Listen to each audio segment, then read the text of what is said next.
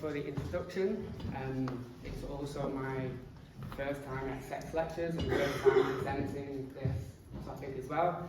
It's certainly not my first time with a fast heartbeat and sweaty palms in front of a laptop. Oh,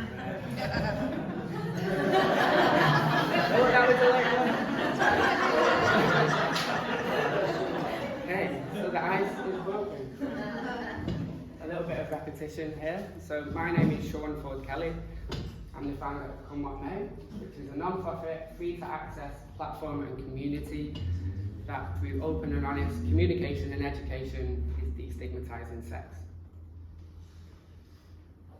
And I'm going to be discussing everyone's favourite subject tonight, shame. And in particular, sex and shame and the power of sharing. A quote from Brené Brown: "I think shame is lethal. I think shame is destructive. And I think we are swimming in it deep." Now, we probably all use the word shame, and it comes with a lot of power, and it has a lot of connotations. But what actually is shame? So shame is an emotion that arises when a person feels a deep sense of embarrassment, guilt, or disgrace about their actions, behaviours, or personal characteristics. It has quite a lot of similarities towards guilt. However, whereas guilt focuses on feeling bad about something specific that's maybe outside of yourself, shame goes beyond that and goes a lot deeper in terms of feelings of inadequacy or unworthiness as a person.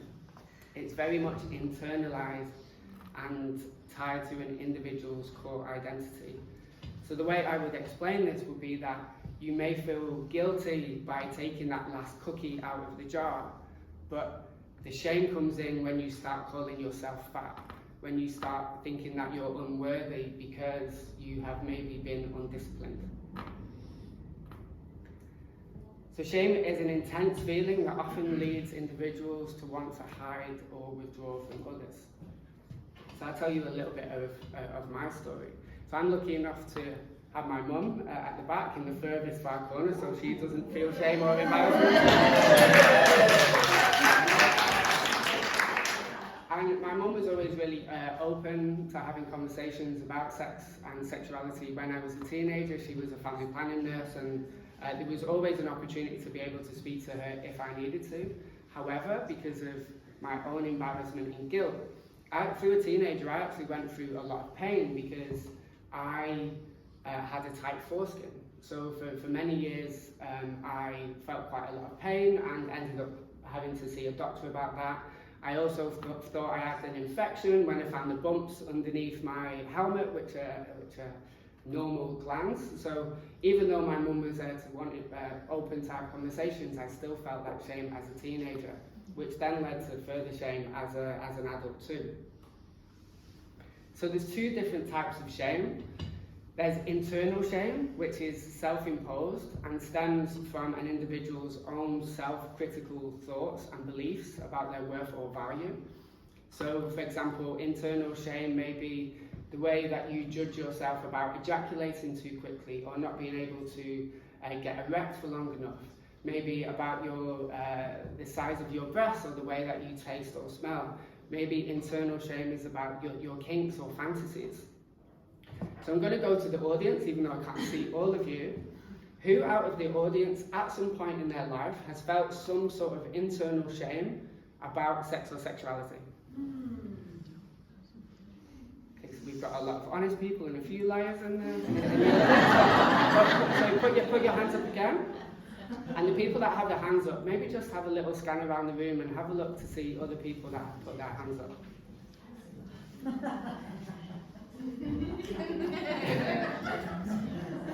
Awesome.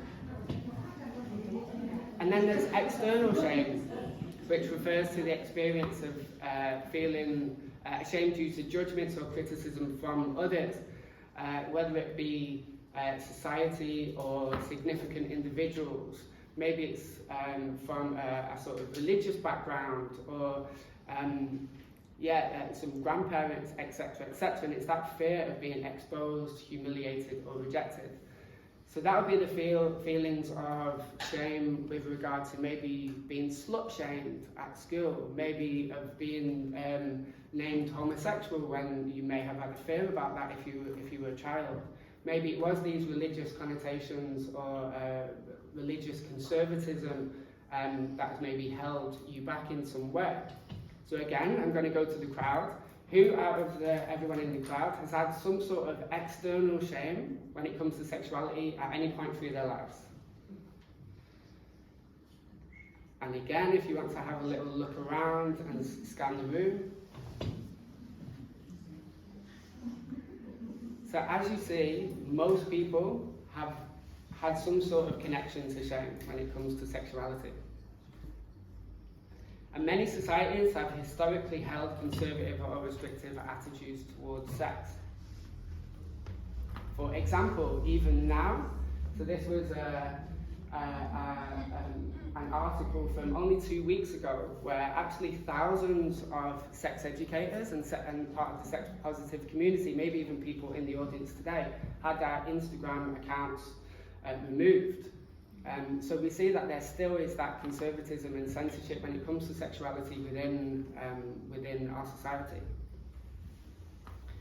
So why is it important to share about sexual shame? So shame is like a first layer that we all have to then receive pleasure underneath that. And there's a lot of issues that are happening in the society at the moment. And a lot of statistics which I could share, I'm only going to focus on two tonight, of some of the kind of problems that are kind of infiltrating society at the moment. Firstly, so more than 50% of men with erectile dysfunction problems during partnered sex don't have a problem while watching porn. So this was a study from 2020, and it shows that there's a huge correlation between watching pornography and intimacy within relationships. And many of you may have read articles about kind of sexless generations and sexless millennials, and porn has a huge impact towards that. Apparently as well, the highest growth rate of erectile dysfunction is actually between 18 and 21, because people are starting to watch porn younger and therefore becoming more desensitized. This was a statistic from 2006, but I have seen percentages that are a bit higher, that 5 to 10% of women have never had an orgasm. So in a room of maybe 80 people, that, with 40 of those being female, then potentially 4 of you have never had an orgasm. However, it may be a bit skewed with the crowd that we have today. Hopefully you won't have thousands. So what are the benefits of sharing shame? Firstly, emotional release. So individuals, when speaking about shame, actually release these pent-up emotions and reduce its intensity. I'm sure many of you have been through that in the past and feel this sense of relief when you share something that has been on your mind for a while. Validation and connection. How many of you just now, when you had your hand up and you looked at someone else, felt a weight off your shoulders because you weren't alone? Like, it's quite common that when you actually share and you feel the connection of other people, that you actually feel empathy and you feel that you're in a supportive environment to be able to go into shame on a deeper level. Breaking the cycle. So shame is circular. Like, we build up shame and kind of potentially release it for itself for a little while, and then it comes back and it keeps going. So once we share, it can be released, and this then encourages a culture of sort of openness and vulnerability. Empowerment and resilience. How amazing have you felt when you've shared shame, and how courageous you've been when you've been really vulnerable? Like, this then leads to other parts of your life, because then you start to build resilience in yourself, that you're actually a brave and courageous person. And then growth and personal development. So when we explore the root causes and underlying beliefs associated with shame, we can then self-reflect and become more self-aware and have self-acceptance, and there is an opportunity for personal transformation. So coming back to my story, during my late 20s, early 30s, I was starting to go on my kind of personal journey and spiritual journey, and sexuality was part of that.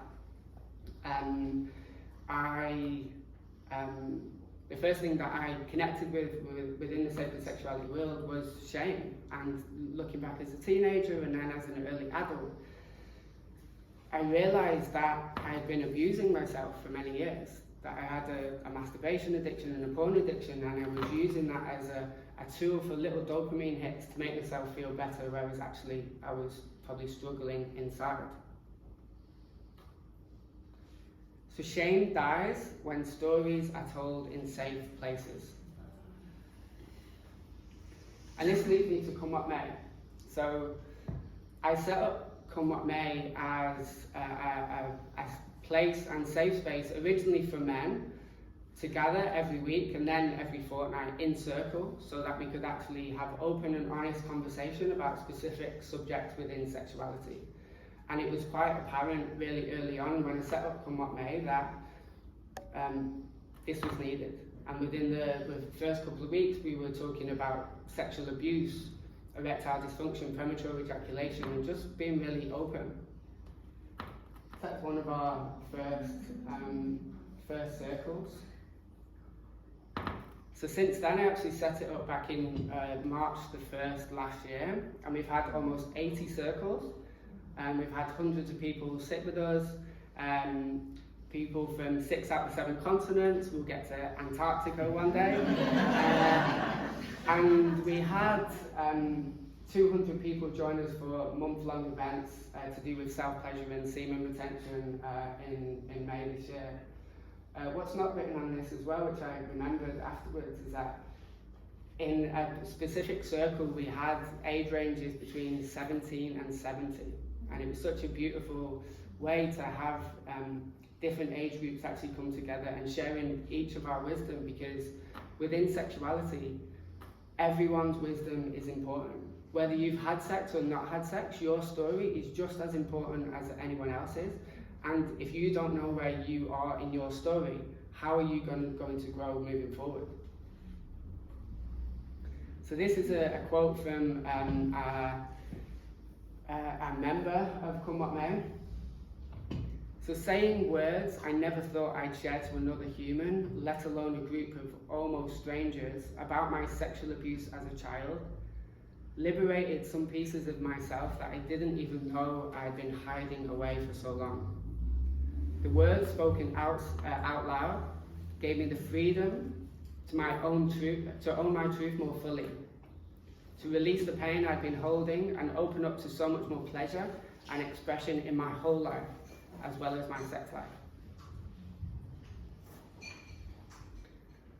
So this is an open invite to everyone here. Like we have circles every fortnight on Tuesday online at 7 p.m. Actually, next week is the first week that we haven't done one since the start, just because we're actually going to be presenting at different festivals and do running circles there. And our goal is to sit 100,000 people in circle in total, and that will include like actually teaching people how to run their own circles to take it to their local communities. And before I say goodbye, I really wanted to stress the importance of why we should be sharing with each other. So this is an article from that was printed in The Guardian in January 2023, so early on in this year. So 1 in 10 9-year-old children have watched pornography. 79% of those surveyed have seen pornography involving violence by the age of 18. Nearly half of the 16 to 21-year-olds who took part in the survey assumed girls either expect or enjoy sex which involves physical aggression, such as airway restriction. And the person who wrote this report, Dame Rachel D'Souza, added this in her foreword. I will never forget the girl who told me about her first kiss with her boyfriend, aged 12, who strangled her. He had seen it in pornography and thought it was normal. And I'm telling you this because if we, as the adults and the wisdom keepers in society, cannot have open and honest conversations about sex with each other, how are we then going to be able to have open and honest conversations with the next generation of people coming into this world that are in a battle that is unprecedented, that this has never happened before? And like I said about the story with my mum before, children will not open up to their parents in the way that you think they would do. So therefore, it is down to us to teach and to educate, because if we don't, who will? And don't be very